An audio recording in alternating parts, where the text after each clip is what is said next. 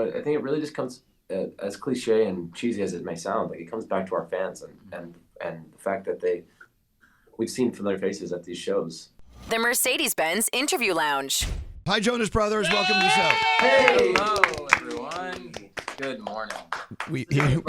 We made the big announcement for Jonas Con. And can we just start out on a negative? Oh, please. We like to start negative. Gandhi, go ahead. Oh, I always wonder, why do we go with con at the end instead of fest? Because when I hear con, I think, oh, what are they scamming me out of now? I hear you. Well, it's a villain event, so it's we're going to be dressed as our favorite Jonas villains. Yes. Okay. This makes sense now. I'm in. All right. I'm glad we got that cleared up. Okay, let me just get to the headline. Jonas Con, taking place in, of course, Jonas Brothers' home state, New Jersey, at American Dream, one of our favorite places. It's our favorite place. That's Sunday, March 23rd. And I want to talk about everything going on at Jonas Con at American Dream, but there's also a lot of stuff going on in New York City the day before on Saturday.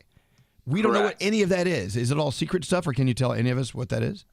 It's all going to be secret stuff. I think the goal for us was, this is 20 years of the band. We really wanted to celebrate, everything that was, and starting in New Jersey and New York, of course, where we really got our roots going. And then, of course, where we're headed in the future. I think that's what this is all about. But it's also celebrating our fans and everything that they mean to us and everything we are excited about for the future.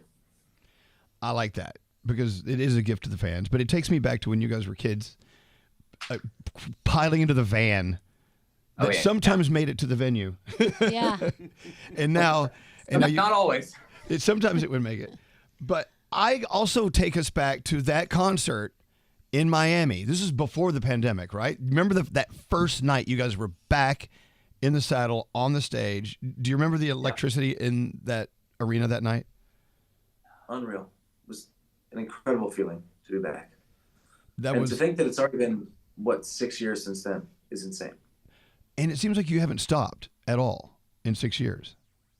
We've been pretty busy. I mean, we've had, I think as like grown men in our 30s, we just physically have to take breaks, but we definitely keep things going. I mean, we're just wrapping up this Christmas movie here in Toronto with Disney Plus. It's really funny, and we have so many great cameos and actors a part of this project with us, and it's been full on. I think we both are, all three of us have looked at each other at times and been like, this kind of hurts my body. I'm not used to even just hopping off a ledge. So Looking back, like I was telling Elvis before, my gosh, looking at the pictures that you put on your Instagram, you guys were so little when you first started. And I'm like, we were there for all of this. We were there at all these Jingle Balls when they were backstage. And it's just so crazy to see how you guys have evolved over the years. It is wild. When we posted this video a few days ago on Instagram, highlighting the last 20 years, saying thank you to our fans. We wrote a letter as well. And you see some of these like moments I kept pausing through. You sometimes you forget them, and then or you can never escape them because they're just forever getting tagged in your photos on Instagram. But there even on like moments where it was emotional for us throughout our journey as a band or as brothers, even the highest highs where we got to meet some incredible people along the way and work with some incredible people. I think it really just comes, as cliche and cheesy as it may sound, like it comes back to our fans and the fact that we've seen familiar faces at these shows since the beginning, and obviously you guys as well. Yeah, you guys, I don't know, you guys can't get other jobs because we keep seeing you, but we're so grateful. I'm pretty much stuck. No, we love it, and it's nice that there's familiar faces wherever you go in your journey and your career, and now seeing our fans walk through their lives. We've had people get married, engaged at our shows, bring their children's children. It's just wild experience to see. Over the last 20 years, when you take a step back and think about it, is there one thing for each of you that stands out more than the rest? Ooh, it's tough to kind of sum it up to one thing. I think that, having our families come to shows now is a really special thing.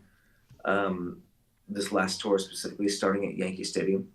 I don't want to give any big secrets away, but at Jonas Con, we're making some announcements about the tour this year, which we're incredibly excited about. But anytime we play in the New York, New Jersey, Long Island area, it's really special for us. But Yankees was special. There's one more place on our kind of bucket list of places to play that perhaps we'll play this year.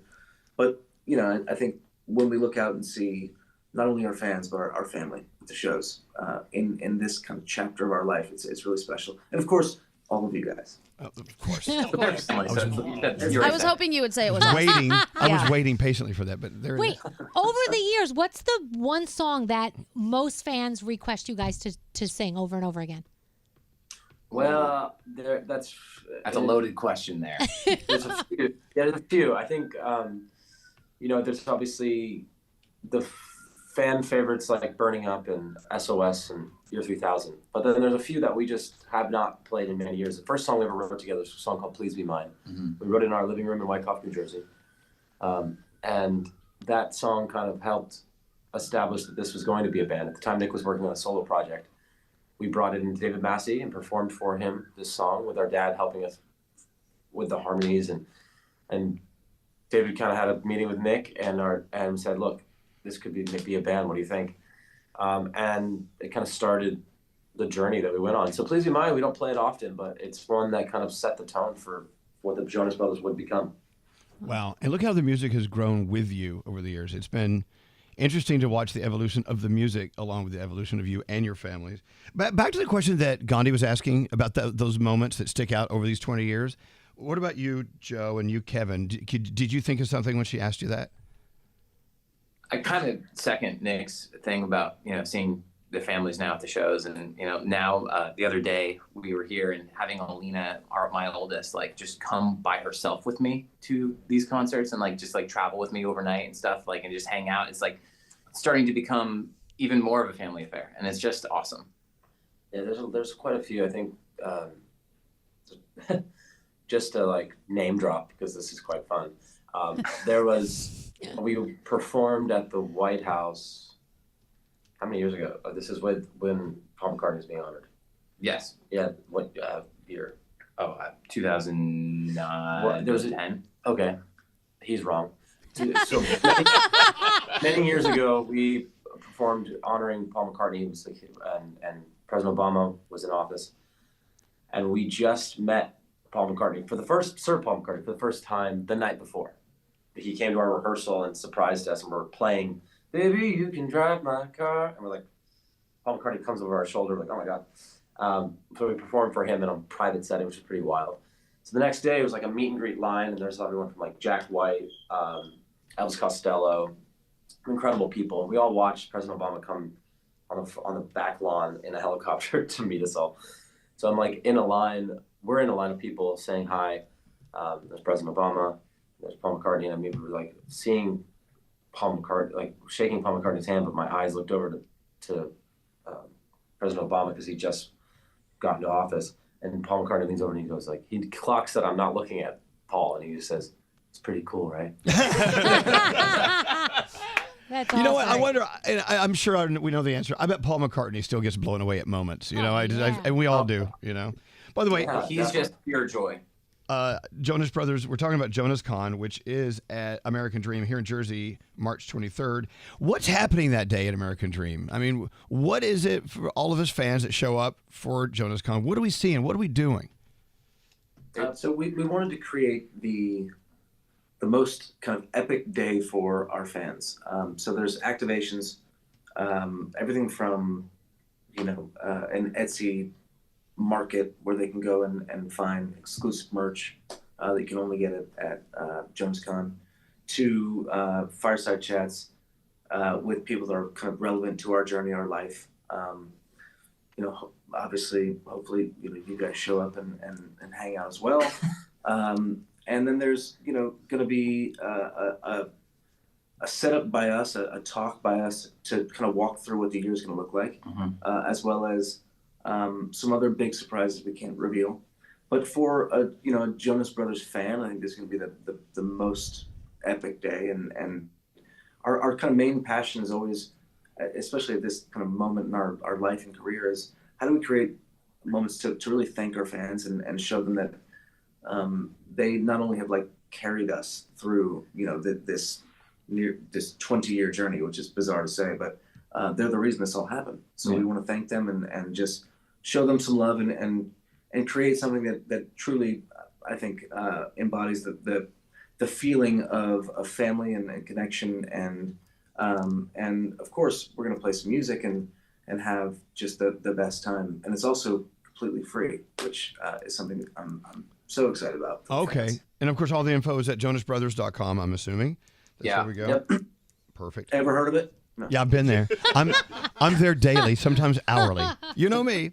And by the way, I love that it's not only about the 20 years that are in the rearview mirror, but also maybe 20 years ahead of us. I mean, you're already talking about a tour. I've heard all sorts of rumors about what you guys have coming up, and I'm excited. And also the collaborations you've had over the years with the incredible artists. Like, I'm going to play the song with Marshmello and you guys in a second, slow motion. I'm going to play that. And I just want to say, on behalf of Z100 and our morning show, we're so proud that we've been sort of lined up with you guys all these years and watching you do your thing. And it's an incredible show from afar, and of course when we're in the same room with you as well. So congratulations on everything. You've done okay for yourself. You've done okay, kids. Right back at you. We love you guys. Thanks for all the support over the years, and here's to 20 more. Okay, well, maybe for you. I'll be dead and gone, and I'll be looking up at you from below. Anyways, it's Jonas Con, of course, at American Dream, Sunday, March 23rd. All sorts of things going on the day before on Saturday, March 22nd. Everything you need to know, and it's totally free. Register for free right now at jonasbrothers.com. Kevin, Joe, and Nick, we love you. Congratulations. Love you guys. See you soon. Bye. The Mercedes-Benz Interview Lounge.